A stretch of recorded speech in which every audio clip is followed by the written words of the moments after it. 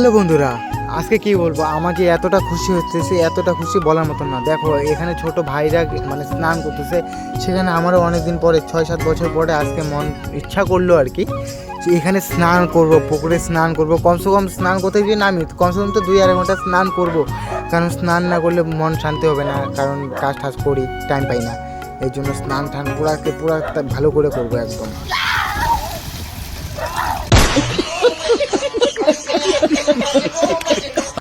সত্যি কথা বলতে গেলে স্নান করতে নামছি এখানে, একজনের তো পুরা প্যান্ট ট্যান্ট খোলা দেওয়া হইতেছে, পুরা মজা, পুরো ফুল মজা। তোমরা যদি বাইরে থাকো, তোমাদের দিকে যদি পুকুর থাকে, তোমরাও স্নান করবা, সেই মজা লাগে, সেই খুবই দারুণ মজা লাগে।